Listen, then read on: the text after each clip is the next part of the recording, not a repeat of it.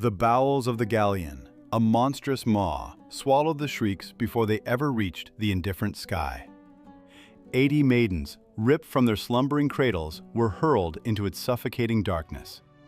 Plucked flowers, indeed their innocence, crushed beneath the creaking timbers, their tears a silent deluge lost to the ocean's vast indifference. They were but cargo, destined for the slave markets, for lives of gilded cages or brutal obscurity. No one was meant to remember them. No one was meant to hear their pleas, their whispered prayers for home. For most, the world had ended the moment the foreign hand had snatched them.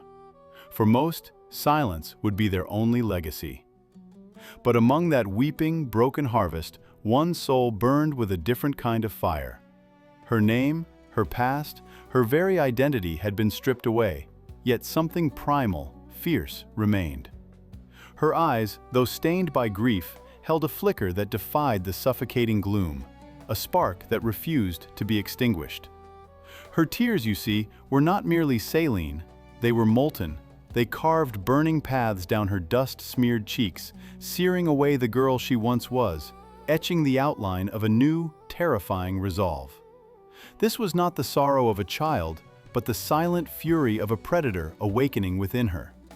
A betrayal so profound had cracked her open, revealing an iron core no one suspected, a strength born of utter destitution. Her first breath in that abhorrent new world, thick with the stench of fear and salt, was not a whimper of despair. It was a soundless vow, hammered into the very marrow of her bones, echoing in the darkness of the hold. Never again would she be the victim. Never again would she be a plaything, a pawn in the cruel game of men who stole lives and shattered bloodlines. The chains that bound her wrists were not shackles of iron. They were the raw material for a crown, forged in the crucible of her stolen youth, tempered by a will as unyielding as the deepest stone. Her lost heritage, her shattered past, would not define her weakness, but fuel her strength. She would not merely survive, she would command. Forget the whispered romances, the courtly loves sung by poets and bards. This, my dear ladies, is a different kind of epic. This is the stark, unvarnished chronicle of a woman who, with nothing but a breath of defiance and a memory of agonizing injustice, decided to rewrite her destiny. She would learn the deceptive comfort of silk, the lethal whisper of poison, the intricate dance of shadows in the Sultan's court. She would master the art of silence, making it her most potent weapon. She would build her own dynasty, not through gentle hands or inherited titles, but through an unbreakable will, a mind sharper than any blade. And from the ashes of her stolen life, from the very depths of that forgotten hold, an empire would rise, shaped by the fierce, burning path of her tears. From where I stood, nestled within the cool embrace of these ancient stones, the palace revealed itself not merely as a collection of marble and gilded chambers, but as a living, breathing entity. A labyrinth, my friends, far more intricate than any constructed by mortal hands. Its very air, thick with the scent of jasmine and ambition, was a tapestry woven with glances that cut sharper than daggers, and words that, once whispered, could unravel a life. Here, behind the shimmering veils of silk and the impenetrable walls of privilege, naivete was not merely a weakness, it was a death sentence. She arrived, this young girl, stripped of her name, her past, her very identity. A stolen whisper, thrust into a world where every breath was measured, every step observed. What did she know of palaces then?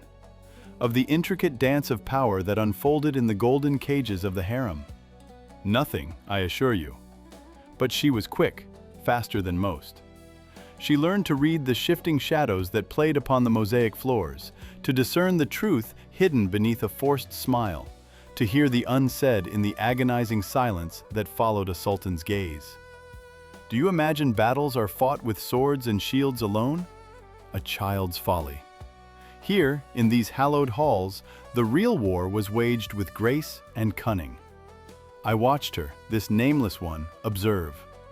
She saw the delicate bloom of rivals, vibrant with hope, only to wither and vanish without a trace. A new girl, perhaps too beautiful, too bold, might find herself suddenly indisposed. A cough, a fever, an unexpected fall. Or, more subtly, a cup of sherbet, sweet and inviting, offered with a final chilling smile. It was a farewell, disguised as hospitality, and the girl, having tasted its bitter truth, would be gone by dawn. The silk sheets, so recently graced by her youthful form, would be changed, and her existence would become but another forgotten whisper in the vast, echoing memory of the palace. There were no cries, no screams that reached beyond these walls, only a deepening silence, a collective understanding that the price of ambition was often paid in blood, masked by the fragrant oils and the drone of daily prayers. She absorbed it all, this girl, a sponge to the brutal lessons of survival. She understood that fighting against the tide was a fool's errand. The currents of power here were too strong, too ancient, too unforgiving. Instead, she learned to swim alongside them, to blend, to observe, to anticipate. Her strength would not be found in overt defiance, but in the meticulous study of the game itself. A seemingly innocuous gesture, a discarded silken scarf, might carry more weight than a sultan's written decree. A misplaced jewel, a lingering glance, a sudden illness, each was a move on a grand, dangerous board. And silence, my friends, that was her greatest teacher. The silence of the women who knew too much but spoke nothing. The silence of the eunuchs who saw everything but revealed naught. The silence that hung heavy in the air after a favored one was dismissed. A silence that spoke of broken dreams and shattered lives. That silence, I tell you, was often louder, more terrifying than the roar of any war drum. It was the sound of a dynasty devouring its own. She learned that here, within the gilded cage, one did not merely survive, one played. And sometimes the most potent weapon was not the one wielded, but the one carefully concealed, waiting for the opportune moment to strike, or, more devastatingly, to deflect. The palace had taught her, this nameless slave, that power was a shadow, always shifting, always lurking. And to master it, one must first master the shadows within oneself. The transformation had begun. From an innocent, a victim, she was becoming a player, her eyes now reflecting the very ruthlessness she had witnessed. The game, my friends, had only just begun. The air in the Sultan's private chambers, even hours after the last whisper of intrigue had faded, still hummed with the stale scent of betrayal. They believed her broken, did they not? A fragile bloom, transplanted from distant soil, now withered by the unforgiving sun of this palace. They saw a woman brought to her knees, her spirit shattered, her influence a ghost. But from my vantage point, here, where the shadows cling deepest to the ancient pillars, I saw differently. Her eyes, once pools reflecting the lost skies of her homeland, now held the polished, unyielding darkness of obsidian. The treachery that was meant to dismantle her, to scatter her aspirations like dust, had instead forged her anew. It had not broken her, it had sharpened her, honed her into a weapon far more dangerous than any blade. They, the cunning viziers and the jealous mothers of princes, believed their dynasty's fate was secure, their cherished bloodline protected from her foreign touch. They had cleared the chessboard, sweeping away what they perceived as mere pawns. But the game, my friends, had only just begun. Her move was not a glance, not a desperate plea, but a tremor that would shake the very foundations of this empire. It was a firm, unwavering hand, reaching into the delicate fabric of succession. The silk curtains of her chamber, rich with gold thread, seemed to hold their breath as she rose. Every rustle of her gown was a silent declaration. A chilling silence descended upon the palace that night, broken only by the distant calls of the muezzin. Within that profound quiet, the unseen gears of destiny began to turn. The shadows lengthened, conspiring with her in a dance as old as power itself. There was no need for poison, not yet. The venom of ambition, however, was already coursing through the veins of this court, and she had learned how to wield it with surgical precision. A royal decree, bearing the Sultan's own hand, lay on a low, inlaid table, a testament to centuries of tradition, defining the very future of the realm, the lineage of the throne. Its wax seal, intricate and inviolable, was the final barrier, and in that hushed hour, her hand, steady as a rock in a storm, reached for it. A crisp, almost imperceptible crack as the seal yielded was not merely the breaking of wax, it was the shattering of an old world. It was a chasm opening, redefining a bloodline, redirecting the mighty river of succession, altering the very course of history. Was it ambition that drove her? Or the raw, primal instinct of a mother, cornered and desperate, shielding her young from a predatory world? Perhaps it was both, inextricably woven into the tapestry of her being. The silk pillow, once a soft cradle for innocent dreams, had become a grim canvas for the brutal reality of power. Blood, perhaps metaphorical, perhaps the very essence of a life irrevocably altered, stained its pristine white. In that singular, audacious act, the slave died. The girl torn from her home, stripped of her identity, vanished forever into the annals of the past. And from her ashes, forged in the fires of betrayal and tempered by an indomitable will, the Sultana was born. Unyielding, ruthless. This was her answer, whispered not with words, but with an act of pure, unadulterated power, to every scornful gaze, every plotted demise, every whisper of underestimation. The path to the throne, my dear ladies, is never paved with rose petals. No, it is carved from the shattered hopes of those who dared to stand in the way, built upon unspoken betrayals, and watered by the silent screams swallowed by the dynasty's insatiable hunger. This was not a plea for mercy. It was a declaration of war. And she, the former slave, had just made her first decisive move.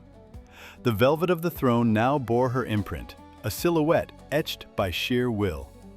Her gaze, they said, saw beyond the present, piercing generations yet unborn, charting destinies with cold precision. She sat, not merely as ruler, but as the very architect of time itself, the crucible where the empire's fate was forged. Yet, even for her, the crown cast its inevitable, suffocating shadow.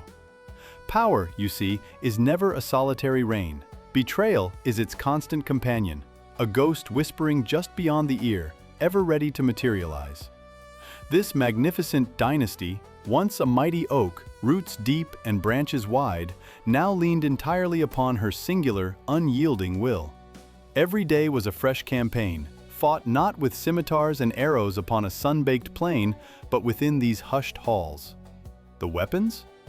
The keen edge of intrigue, the strategic weight of arranged marriages, binding houses and fortunes, and the silent, insidious efficacy of poison, concealed in the smallest, most exquisite phial, often delivered with a sweet smile.